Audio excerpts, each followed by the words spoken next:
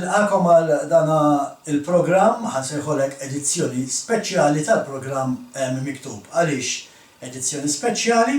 Għaliex bħalma tafu bħalissa aħna għaddejjin bl-istudji tagħna ta' Salm 119, imma illum ħassejna li għandna irresqu messaġġ differenti nifqu minn dak il-messaġġ, ma jfissirx mhux se nkompluh, imma jidher li hemm urġenza biex inwasslu il-messaġġ li għandna li il-mulej qed itina f'qalbna biex inwassluh.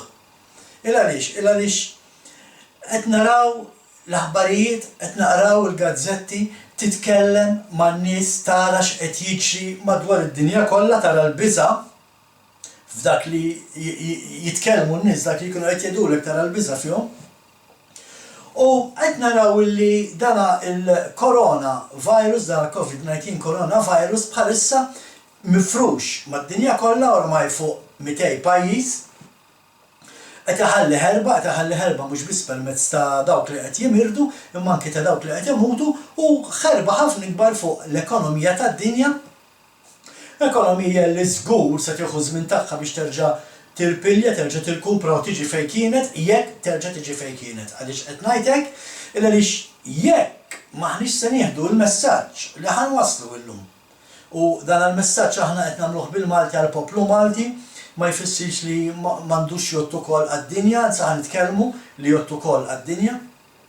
Jekk id-dinja mhix ser tieħu dan il-messaġġ u nagħmlu dak li ħanwasslu, dana il-COVID-19 coronavirus ħajjibqa' jinferex, ħajjibqa' jaffettwa il-popla, ħajjibqa' jaffettwa l-ekonomija tad-dinja u f'daqqa waħda ser nibdu naraw issa l-erba' żwiemel ta' l-apokalissi għaddejjin full trott, għaddejjin galopp, iduru mad-dinja u jagħmlu xogħolhom.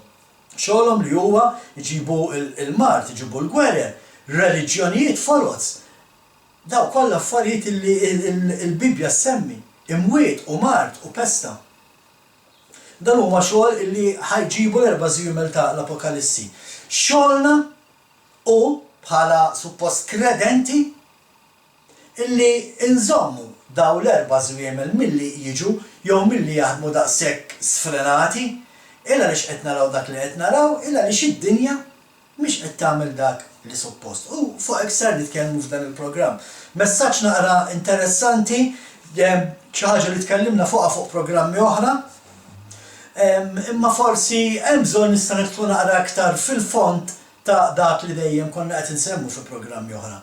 U biex nibdew il-programm tagħna ħanitkellmu l-ewwel net fuq din l-epidemija li għaddejja fid-dinja bħalissa mhijiex xi ħaġa ġdida, mhux l-ewwel darba li d-dinja jew laqas pajjiżi għaddew minn epidemija. Niftakru pereżempju, mhux għax niftakru ma nafu mill-istorja, il-pesta tas-seklu 19.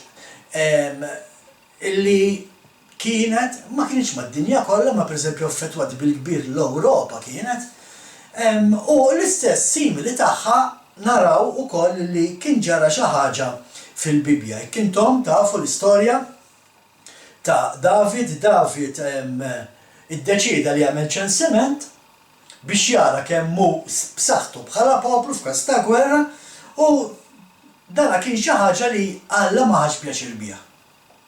Alla qatt ma prova li David jagħmel dan iċ-ċensiment. Għaliex il-fidi ta' David kellha tkun biss suppost falla. Il-fidi ta' David kellha tkun falla u mhux f'kemm għandu nies preparati u mħarġa fil-gwerra. L-istess ħaġa li qed naraw illum. Għaliex qed ngħidlek? Għaliex hawnhekk qed naraw il-Alla il-David taħ tliet għażliet minn fejn jażel biex ipattja l-iżbal li għamel. Allura tallem il-dar iżbal inti tittażel waħda minn daw. Jew 7 snin ta' aks, jew 3 snin ta' lagħdu jiġru warajk saħansitra anke jippruva joqtlok, jew inkella pesta fuq il-poplu tiegħek għal 3 ijiem.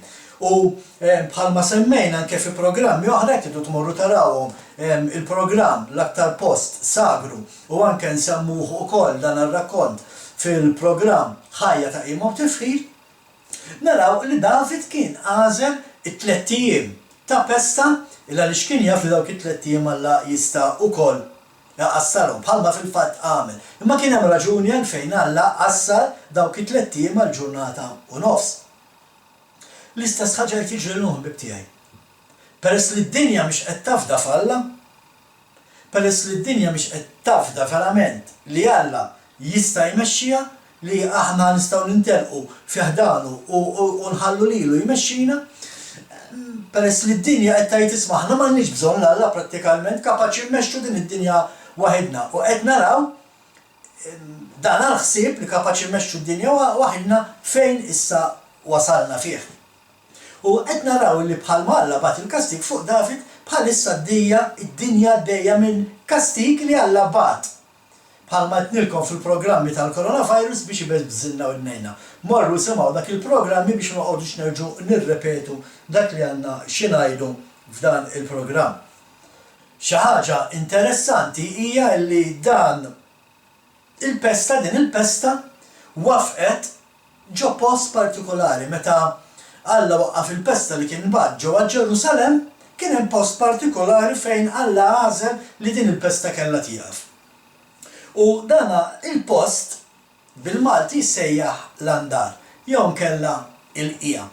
Ħanitkellmu x'inhu andar u x'inhi qija biex inkunu nistgħu ninvestigaw x'qiegħed jiġri fid-dinja. Il għaliex din l-imxija tal-COVID-19 coronavirus jekk verament irridu wafquha, jekk verament irridu li tieqaf, irridu nkunu aħna li wafquha permezz li mmorru fejn fuq l-andar, fuq il-qija. Tgħidli x'għandu x'jaqsam l-andar u l-qija, speċjalment jekk forsi ma tafx x'inhuma għax huma termini tal-bdiewa. Ma ħanispjegaw kollox ftit għalhekk qedtilkom dan il-programm naħseb joħdilna ftit tal-ħin ħafna aktar minn tas-soltu ma titilfux il-messaġġ għax huwa importanti ħbib tiegħi.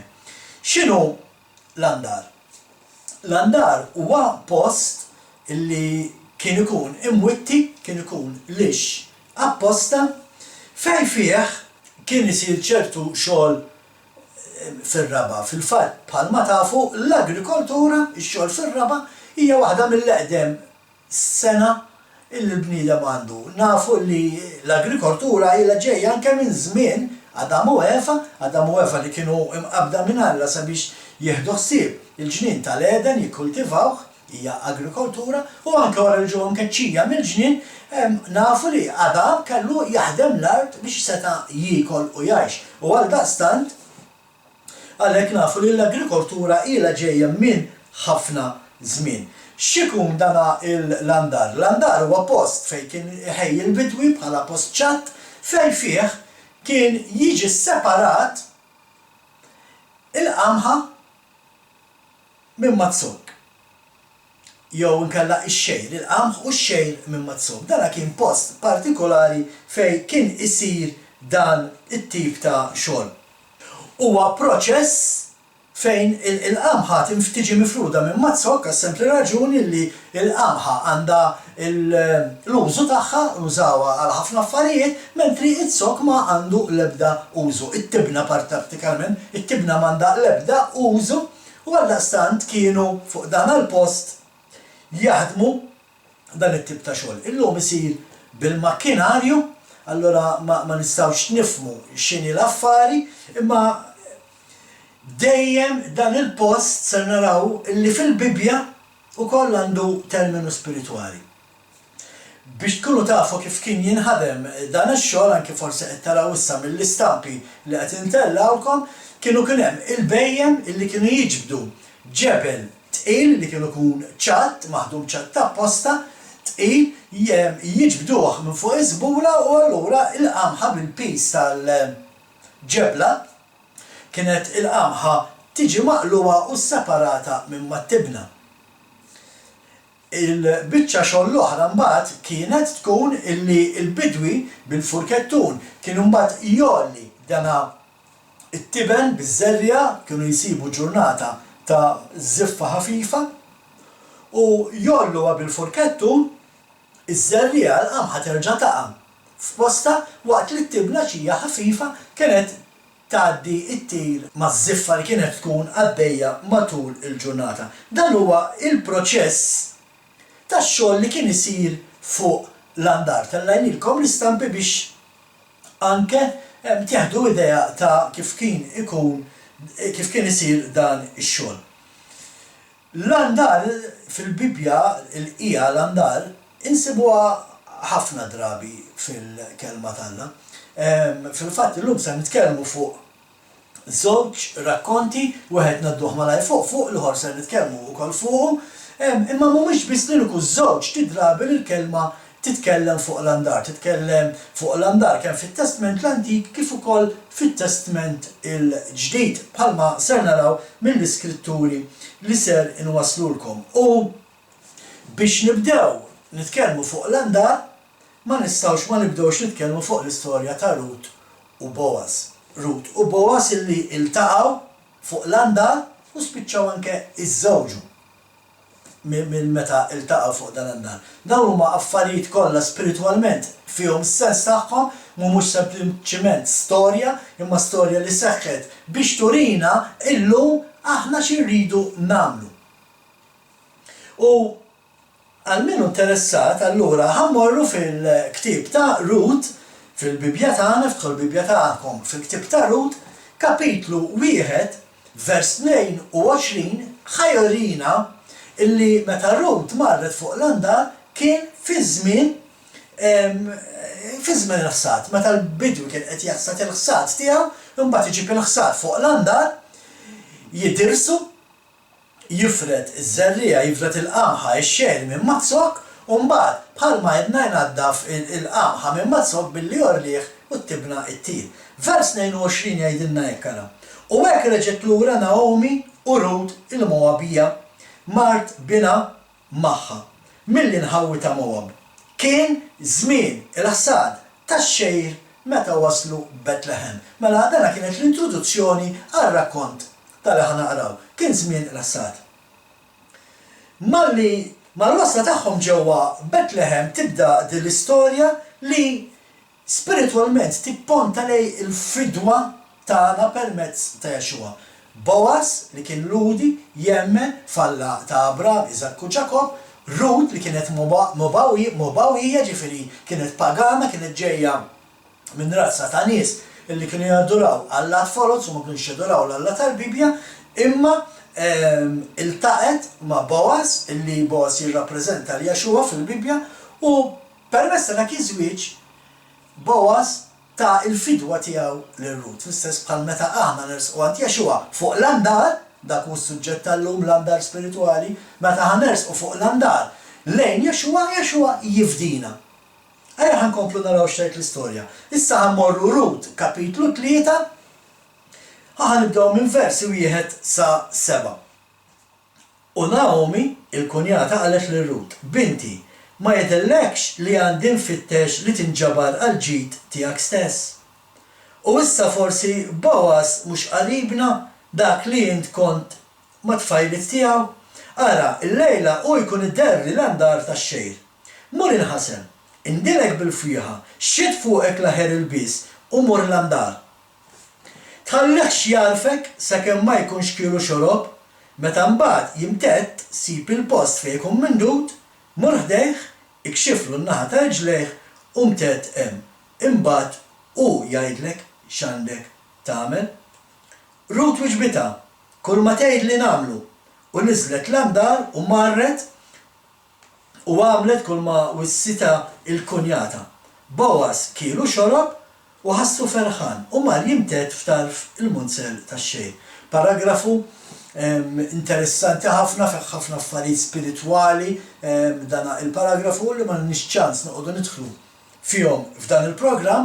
L-importanti li nafu allura bħalma qed naraw illi Rut marret fuq l-andar fejn taqgħet ma' Boaz. Literalment ir-raġel tagħha li fdija iltaqet miegħu fuq dan il-post fuq il-qija naturali. Aħna rridu nagħmlu l-istess u mmorru niltaqgħu ma' Jexua fuq l-andar fuq il-qija spiritwali. Jekk verament irridu dan għall-korona virus, dan għall-COVID-19 jieqaf milli jkompli l-imxija tiegħu madwar id-dinja. Nafu li finalment Rut u Boaz kienu iż-żewġu u dak li ġara fuq l-andar fiżikali.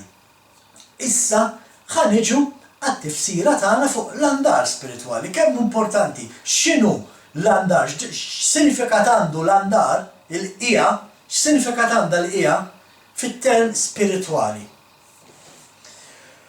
U naraw li wara li kien kif għattilkom wara li kien jiġi maqluħ il-qamħ jew ix-xejr minn mat-tibna, minn mat-sod, kien isir allura issa il-proċess fejn it-tibna u l-qamħ ħajridu jiġu separati. Sakemm qed jiġu maqluwajn għadhom flimkien u mbagħad għedtilkom jiġi il-proċess fejn il-bidwi jolli bil-furkettun tiegħu f'ġurnata ta' żiffa il-żerrija ta' fl-art u t-tibna ttir ma' dik iż-żiffa. Għaliex huwa importanti dan? Dan huwa importanti għaliex il-qamħa bħalma għadna diġà hija bżonn juża biex nagħmlu ħafna affarijiet biha, nagħmlu ħafna ikel permezz tal-qamħa, imma it-tibna ma għandha użu ta' xejn. Għaliex biex imbagħad il-bidwi jiġbor gozz u jaħraqa xi ħaġa li anki s-salmista fl-ewwel salm jirreferi għaliha. Jekk morru miegħi fl-ewwel salm numru 1, ħanaqraw minn versi 3 sa 4 u jaqra hekk ara. U bħalma siġra mħawla bejn nixxijat tal-ilma li tagħmel il-frott fi żmienha u l-waraq tagħha ma jitbdilx. U jirnexxi f'kull ma jagħmel, mhux hekk il-ħżiena, mhux hekk, iżduma bħal tibna li tajjara ir-riħ. Hawnhekk interessanti nkunu nafu l-salmista qed jitkellem fuq dawk li jimxu mal-liġi talla u qed jgħid dawk li jimxu mal-liġi talla. Ir-riżultat tagħhom huwa li jagħmlu l-frott bħalma siġġu tagħmel il-frott, imma l-oħrajn il-ħżiena ġifri dawk li ma jimxux mal-liġi talla, dawk li jgħidu aħna m'għadniex taħt il-liġi talla, issa l-mista qed jgħid li huma nies ħżiena, dawk se jtiru mar-riħ se jispiċċaw. Se jispiċċaw bħalma tispiċċa t-tibna, tinħaraq. U allura x'qed naraw hawnhekk? Qed naraw li hemm separazzjoni f'dan il-post. Qed naraw it-tibna u l-qamħa jiġu s-separati. Xi ħaġa li wkoll għamel referenza liha Ġwanni il-Battista meta kien qed jippretka, meta kien ġej Jaxua biex jitgħammed u Ġwanni il-Battista jagħmel referenza għall-andar spiritwali, mhux fiżikali, fil-Vanġelu ta' Luqa, u allura nitlobkom tmorru miegħi fil-Vanġelu ta' Luqa minn versi 15 sa 18. Il-poplu kien qiegħed jistenna ħerqan u kulħadd kien jistaqsi lilu nnifsu dwar Ġwanni jekk kienx hu il-Messija.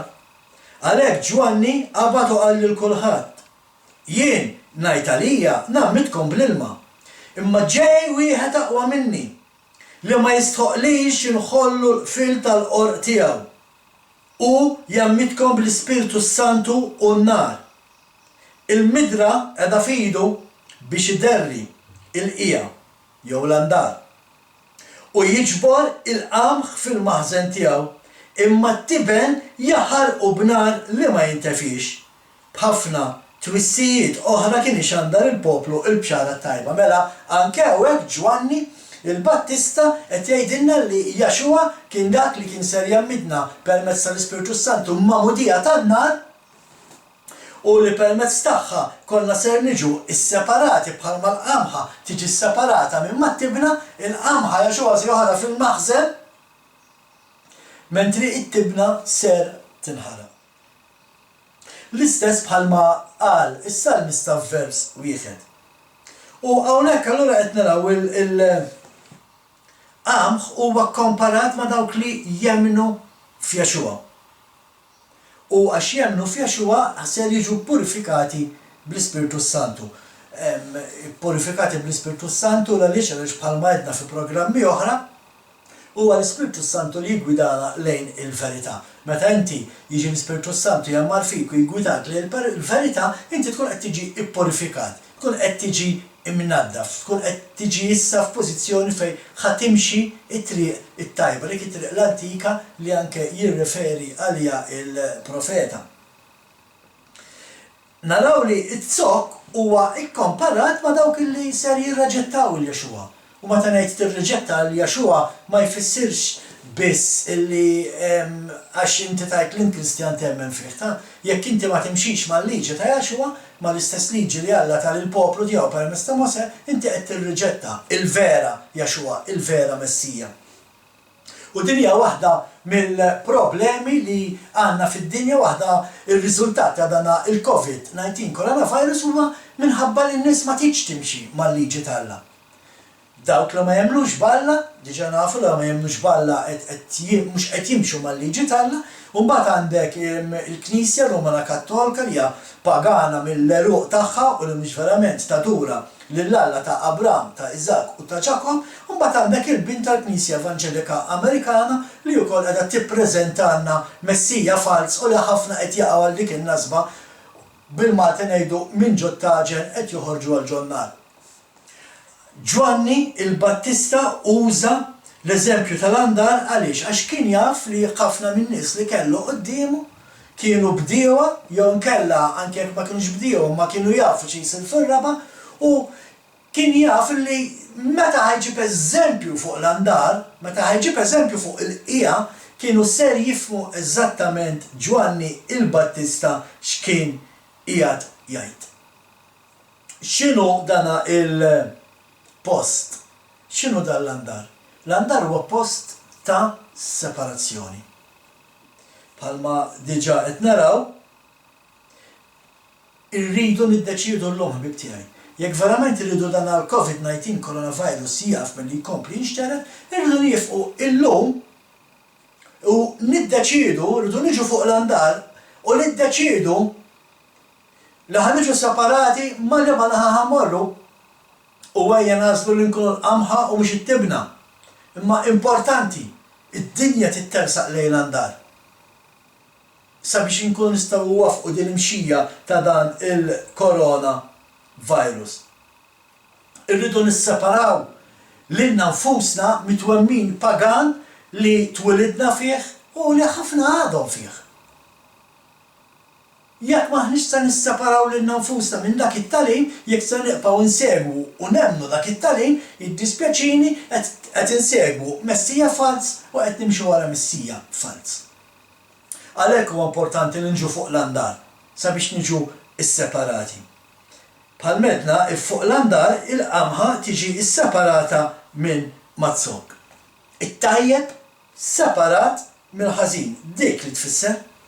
It-tajjeb separat mill-ħażin. Il-ġusti isseparati mill-imqarqin, dawk li verament qed jażlu li jimxu wara l-kelma talla billi jżommu l-kelma tiegħu, billi jimxu mal-liġi tiegħu, jiġu separati minn ma dawk li huma mqarqa illi jemnu li m'għadniex taħt il-liġi. Fuq l-andar bib tiegħi m'hemmx triq tan-nofs, jew inti l-qamħa jew inti it-tibna. U għalhekk qed ngħidilkom, l-andar spiritwali huwa post ta' deċiżjoni fejn se tqatta l-eternità tiegħek. Tiddeċidi. Biex inkomplu l-istorja tagħna, issa ħanħaddu minn l-istorja ta' Rut u Boaz għall-istorja ta' David. L-istorja ta' David ma importax ta' nagħmlulkom programmi fuq daw iż-żewġ passaġġi li qed naqraw għax huma ħafna importanti speċjalment fi żminijiet tal-lum. U ser naraw bħalma diġà semmejna fil-bidu tal-programm David illi ħa ċensiment Alla ma kienx kuntent dak li għamel David u allura offrilu dawk it-tliet kastigi u David għażel l-iqsar wieħed. Bħalma qedtilkom anke fi programmi oħra nsemmuh dan, David għażel l-iqsar wieħed għax kien jaf li Alla fil-ħnina tiegħu seta inaqqas anke dak il-perjodu ta' 3 ijiem. Dan jfisser li anke illum Alla jista' jwaqqaf din il-mxija u jqassar il-perjodu ta' kemm iddur fid-dinja. Jiddependi minni u minnek, bħalma ddependa minn David. Ħanaraw David ċ'għamel għax aħna bħal David irridu nagħmlu biex tieqaf din il-mxija. U ħammorru fit-tieni ktieb ta' Samuel, kapitlu 24 u ħanibdew minn vers 15 sa 16. U l-Munej bat il-pesta f'Iżrael minn filgħodu sal-ħin miftijem u mietu mill-poplu minn dan sa Birsaba 70,000 ruħ. Meta l-anġlu kien sejjer imittidu fuq Ġerusalemm biex jeqrida, il-mulej sobiħ mid-deni u qal lill-anġlu li kien qiegħed jagħmel ħerba mill-poplu biżżejjed. Żomm idejk. Dak il-ħin l-anġlu tal-mulej kien ħdejn il-qija ta' Arawna il-Ġebbużi. Mela qed naraw illi il-post partikolari fejn waqfet il-pesta hija l-qija ta' Arawna il-Ġebbużi. Ma kienx kombinazzjoni li Alla għażel li jwaqqaf dina il-pesta fuq dan il-post, fuq il-qija. Illa lix huwa fuq dan il-post fejn David ġie u ammetta l-iżbal tiegħu. Għalhekk qedtilkom ħbib tiegħi, irridu immorru fuq l-andar, irridu nindmu minn ħtijietna sabiex Alla jkun jista' jwaqqaf din il-pesta li għaddejja f'din id-dinja. Biex nindmu minn ħtijietna jfisser li nifqu nagħmlu dak id-dnub. Irridu nifqu naduraw Messija fals, il-Messija tal-Knisja Rumana Kattolika u l-Messija tal-Knisja Evanġelika. Irridu verament nibdew inqimu u naduraw il-Messija li nsibu fil-Bibja, fil-kelma t'Alla. Mhux Messija li waqqa l-liġi, imma Messija li ġie biex jurina kif irridu nimxu l-liġi. Għalhekk hawn dan id-diżastru kollu fid-dinja ħbib tiegħi. Għalhekk hemm bżonn li nersqu lejn l-andar spiritwali, lejn il-qija spiritwali. Nammettu ħtijietna u nifqu nagħmlu dak id-dnub. Ħankomplu minn versi 17 sa 18, it-tieni Samuel kapitlu 24 versi 17 u 18. X'in David lemaħ lill-anġlu jaħbad tan-nies, kellem lil mulej u qallu: Arani, jien tnibt u jien għamilt id-deni, imma dawn in-naċ x'għamlu? Ħatkun nitolbok idejk fuqi u fuq dal-missieri. U dakinhar stess Gad ġie David u qallu: tella artal lil-mulej fil-qija ta' Arawna il-Ġebbużi. X'nifhmu minn dawn il-ġiex tifrus li qrajna? David ammetta l-iżbal tiegħu, dineb u Alla permezz tal-profeta qallu issa mur fuq il-qija. U għamil li artal, ġifiri hemmhekk ħatibda tadurani, hemmhekk tiġi biex niltaqgħu jiena u int, hemmhekk irridu niltaqgħu aħna ma' Jaxwa, hemmhekk irridu niltaqgħu ma' Alla l-Missier, irridu mmorru fuq l-andar spiritwali. X'inhi r-raġuni illi għamilt dan il-programm? Għaliex ħafna nies qegħdin lockdown, ħafna nies madwar id-dinja, ħafna pajjiżi, in-nies ma jistgħux joħorġu minn darhom. Kif qed iqattaw il-ħin tagħhom? Insemmilkom l-Italja.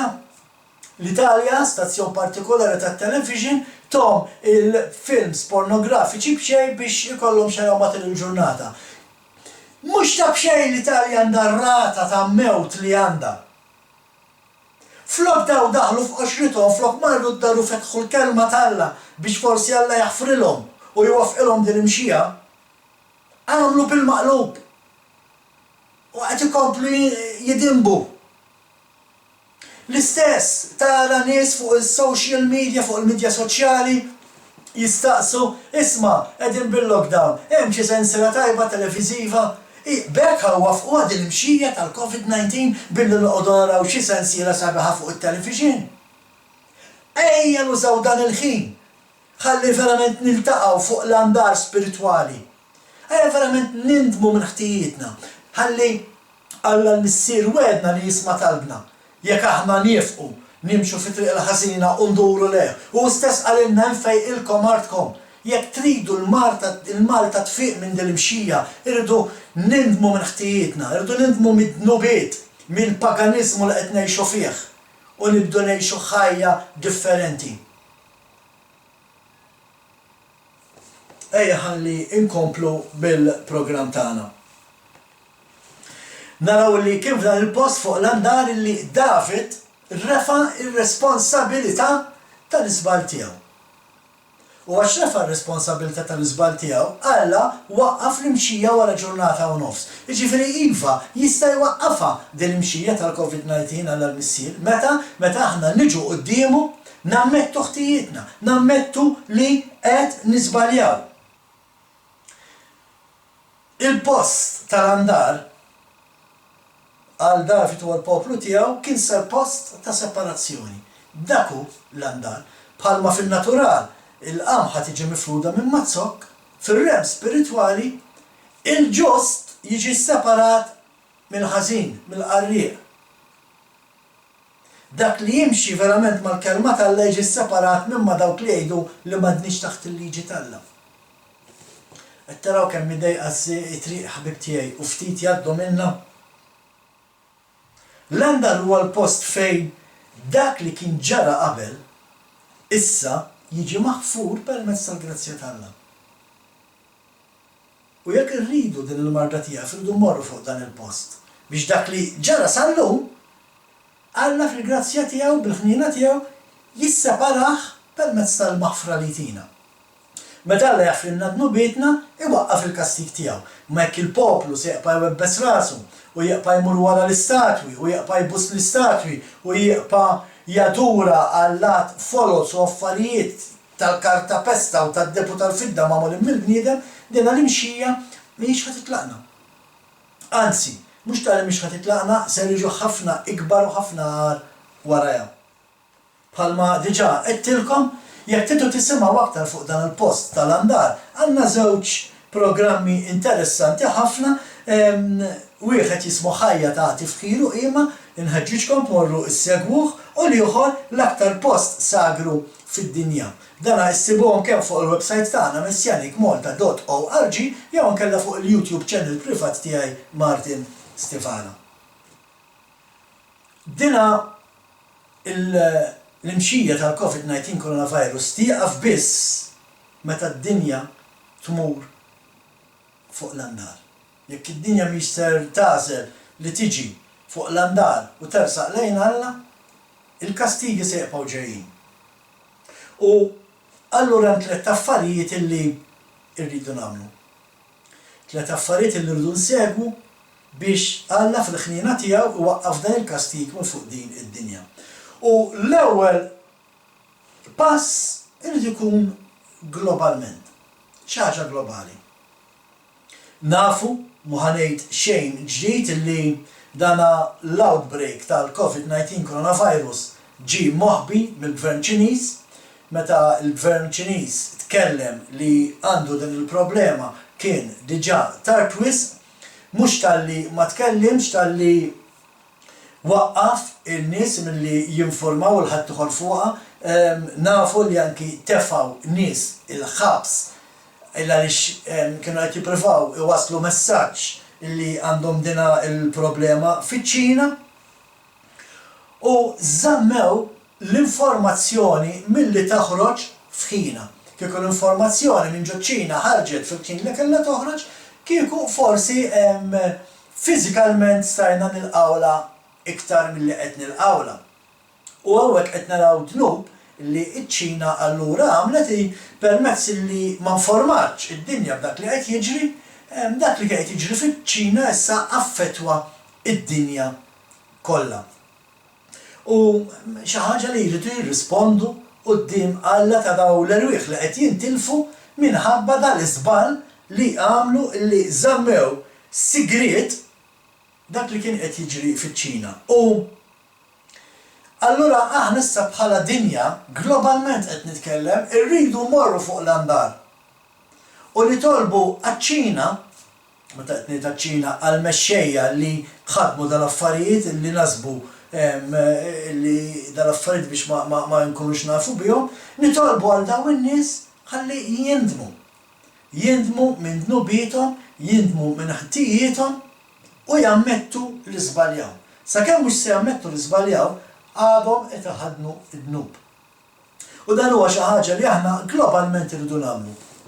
Irridu niġu flimkien fuq l-andar, fuq il-post ta' separazzjoni, nitolbu għall-Gvern Ċiniż sabiex il-Gvern Ċiniż jindem minn dnubietu għal fatt li żamm mistur x'kien qed jiġri sakemm kien tard wisq. Apparti minn globalment, mbagħad irridu nersqu fuq l-andar nazzjonalment. Bħala nazzjon, kull nazzjon għalih. Aħna bħala poplu Malti irridu nersqu fuq l-andar. Irridu nersqu fuq il-qija quddiem Alla u nitolbuh maħfra minn daw id-nubiet li l-poplu Malti jgħix fih, il-paganizmu sfrenat, illi iktar ma qed naraw il-virus jaħkem il-pajjiż, iktar qed noħorġu paganizmu. U meta qed ngħid paganizmu se nagħmilha ċara x'qed ngħid, imma mhux se nagħmilha ċara ta' ħanaqra wkoll x'qal Alla l-missier fil-Bibja. Illa lix qed ngħidan, illa lix qed naraw li kull pajjiż, kull nazzjon inqabad b'sorpriża b'dan il-virus. Allura qed naraw kull nazzjon għandu bżonn jersaq fuq l-andar. Illa lix ħbib tiegħi qed naraw id-dinja, kull nazzjon tuża kull mod li għandha possibbli, tuża l-erf li għandha biex forsi twaqqaf dan il-virus, tuża il-riżorsi kollha li tfadlu matul is-snin sabiex inwaffqu dan il-virus. Ħaġa waħda m'aħniex nagħmlu. U hawnhekk nixtieq niġbed l-attenzjoni għal dawk li ħafna fuq is-social media jittegjaw il-hashtag flimkien huwa sew, huwa veru li rridu nkunu flimkien ħaġa waħda biex niġġieldu dan il-COVID-19 coronavirus. Imma flimkien waħedna ħbib tiegħi mhu ħanaslu mkien. Flimkien imma mhux mingħajr Alla. Sakemm id-dinja mhix se taraf il-Alla, sakemm mhux se tiġi tindem minn ħtijietha, sakemm mhux ħatammetti illi qiegħda tgħix fid-dnub u tibda ħajjitha, dawn l-affarijiet sebqgħu sejrin. Flimkien nistgħu wafquhom, imma mhux mingħajr Alla.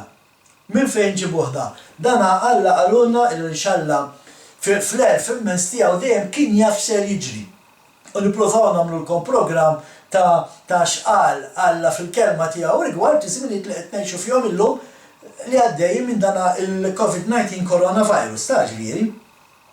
Imma ejja ħanaraw Alla x'qal fil-ktieb ta' Iżajija. Il għaliex l-istess bħalma għamel ma' David Alla qiegħed iħeġġeġ il-popli kollha tad-dinja għal indiema globali. Bħalma lil David qallu Iżrael kollu jrid jindem, Alla qed jgħid isma' id-dinja kollha tittindem. Għax kollha qed ngħixu fil-paganiżmu, kollha qed nagħmlu ħażin, kollha rridu mmorru fuq l-andar u nduru lejn Alla. Minn fejn joħroġ dan? Inħeġġiġkom tiftħu l-ktib tal-Bibja tagħkom fil-profeta Iżajija. Naf li ħafna jgħidu li Iżajija wadqul biex tifhmu, imma meta tistudjah biċċa ma fiex ma tifhimx. Fil-fatt hawnhekk ħanistudjaw bejn wieħed ieħor 4 frus, ħanaqraw 4 frus li huma faċli tifhem Alla x'qiegħed jgħid. U Alla hawnhekk dan il-frus qed jitkellem fuq l-indiema. Hemm bżonn l-indiema globali, hemm bżonn l-indiema tan-nazzjon. Ejja ħanaraw. Iżajija kapitlu 45 vers 20. Inġemaw, ejjew, ersqu flimkien, intom il-maħrubin mill-ġnus. M'għandhomx għaqal dawk li jġorru l-idoli tagħhom tal-ewda, dawk li jitolbu lill-Alla li ma jsalvax. Xandru u resqu l-kawża tagħkom, ħajjieħu l-parir ta' xulxin. Min qalu dan żmien ilu? Min xandru fi żmien il-qedem? Mhux jien il-mulej? U ma hemm ebda Alla ħliefi, Alla ġustu salvatur, u ma hemm ħadd tajri. Duru lejja mill-ġdid, truf kollha tal-art u intom tkunu salvi. Għax jien u Alla u ma hemm ħadd ħliefi. Bija nnifsi ħlift, minn fommi ħarġet il-ġustizzja u l-kelma tiegħi ma terġax lura għax qudiemi tiltlawa kull il-koppa, bija jaħlef kull irsien. Jekk inti ma fimx x'qed jgħid Iżajja x'Iżajja tħossu biex tifhmu ħalli spjegaħħolek fi ftit ħin. Qed jgħidlek jaboloħ kemm ħaddumu toqgħodu ġorru l-istatwi fuq spallejkom, kemm ħaddumu toqgħodu taduraw statwi tal-Kartapesta, kemm ħaddumu tmorru toqgħodu tbuż saqajda l-istatwi. Dak li qed jgħid Alla. Ma tistax tfiq jekk int ħateqpa' tagħmel dawn l-affarijiet. Qed jgħid Alla stess dal-affarijiet xi darba rridu jifqu. Kull il-koppa titnimil u kull il-sin trid tisqalli Alla m'hemmx Alla ħorajru. Hekk qed jgħid hawnhekk Alla l-missier permezz tal-profeta Iżajja. Inutli ħanaqpaw inġorru, inutli ħanoqogħdu immexxu l-festi minn issa għal Settembru jekk dik il-festa f'Settembru ħatkun pagana daqskemm hija pagana f'April. U mbagħad qed nippretendu li aħna ma nkunux maħkuma minn din il-COVID-19 coronavirus. Iva ħbib tiegħi hemm bżonn immorru fuq l-andar u nifqu nagħmlu daw il-ħmerijiet. Affarijiet li Alla jobot. Hemm bżonn immorru fuq l-andar għal kubtejna. Wiċċna mal-art u nammettu li Alla m'hemmx ieħor. Alla ta' Ibram, ta' Iżak u ta' Ġakob. Qed taraw kif Alla minn dejjem sejjaħ in-nazzjonijiet biex jerġgħu jduru lejh, biex imorru fuq l-andar u jitorbu lilu. Dak hu xogħolna ħbib tiegħi bħala nazzjonijiet. Bħala nazzjonijiet aħna inkluż il-Malta, ovvja, irridu naslu għal punt fejn naraw indiema nazzjonali. Meta kull nazzjoni jagħmel indiema nazzjonali jkun qed ikollna indiema globali. Dan huwa ir-rimedju li bih nistgħu wafqu dana il-COVID-19 coronavirus. Apparti nazzjonali, mbagħad hemm l-indiema personali. Dik l-indiema fl-aħħar u mhux l-inqas aħna rridu nkunu aħna illi nersqu fuq l-andar u insaqsu lil Alla l-missier. Molej, x'hemm li għandi bżonn nibdel f'ħajti jien? X'qed nagħmel ħażin, x'qed nagħmel li ma jogħġbokx? U meta qed ngħid individwali mhux qed ngħid biss bħala persuna, imma dal-affarijiet irridu nagħmluhom anke bħala knisja, anke bħala kongregazzjoni. Kull raj spiritwali għandu jiġbor il-kongregazzjoni tiegħu. Issa naf li bħalissa ma nistgħux niltaqgħu kollettivament minħabba l-liġi infurzata li hawn tal-lockdown, imma llum bil-mezzi teknoloġiċi m'għandniex skuża. Illum kulħadd jista' jidħol fuq l-internet, jidħol ġo ċetru bl-istampa, jkun hemm il-video għaddej, wieħed jara li ieħor kollha naraw il-xulxin. U xorta nistgħu nagħmlu ħin ta' talb, xorta nistgħu nagħmlu ħin ta' studju. Fil-fatt ħaġa li rrid ngħid qabel ninsa hija li aħna ta' Missienik Malta ħsiebna nagħmlu l-ikla tal-Għid il-kbir li ħataħbad fit-8 ta' April u għal dawk li jixtiequ jipparteċipaw magħna inħeġġitkom jew tiktbulna fuq l-email adressana fuq il-website ta' Malta ta' missienikmalta.org jew nkella ċemplu fuq il-number tal-mobile li jidher kemm fit-tmiem ta' dan il-programm kif ukoll anki qiegħed fuq il-website. Sabiex tkunu tistgħu tingħaqdu magħna, iwa aħna nagħmluha through the internet, minn fuq l-internet, imma ma jfissirx li ma nistgħux niċċelebraw l-akbar festa li l-Mulej għalilna biex niċċelebraw. Il-festa ta' meta ħareġ il-poplu tiegħu minn l-Eġittu, l-festa tal-Għid il-Kbir. Bħalma qed ngħid, individwalment, kull wieħed waħda minna personali, kull knisja, kull kongregazzjoni irridu nersqu quddiem Alla, nitolbuh maħfra u nitolbuh jorina rridu nbidlu sabiex inkunu nistgħu inwaffqu din il-mixja tal-COVID-19 coronavirus. Jekk maħniex se mmorru fuq l-andar bħalma għamel David u nammettu ħtijietna, il-kastik ħajqaf għaddej. Il-moment li David ammetta ħtijietu, il-kastik waqaf. U hekk irridu nagħmlu aħna. Dana kien il-messaġġ li ħassejt li kelli inwassal illum u għaldaqstant nispera li jaqa' fuq widnej miftuħa, nispera li jaqa' fuq qlub miftuħa għaliex verament dan il-messaġġ huwa importanti ħbib tiegħi, ma nistgħux neqgħu nilagħbu, ma nistgħux neqgħu ngħidu isma' aħna Kristjani u min-naħa l-oħra nagħmlu bil-maqlub ta' dak li Alla qed jgħidilna biex nagħmlu għaliex ħafna qed jiġu mqarqa meta jemmnu li m'għadniex taħt il-liġi. Ejja verament ħalli nibdu nimxu mal-kelma tal-Alla ħbib tiegħi. Għalkemm bħalissa aħna maħniex niltaqgħu fil-post tagħna bħal kull knisja oħra, imma nħeġġitkom. Jekk tridu tkunu aktar tafu fuqna u aktar talim, ċempluli, iktbuli u aħna lesti li niddiskutu magħkom sakemm għadna ma nistgħux niltaqgħu flimkien, imma xorta nistgħu nkunu grupp wieħed fuq chatroom u nitalmu nkomplu mixin, nitalmu x'qed jgħid Alla speċjalment f'daw iż-żminijiet. Ħbib tiegħi ma baqa li xejn ngħidilkom ħlief bħalma dejjem ngħidilkom għad toqgħodu fuq dak li jgħid il-bniedem imma oqgħodu biss fuq dak li hemm miktub. F'isem sħabi ta' Malta Messjanika insemmilkom.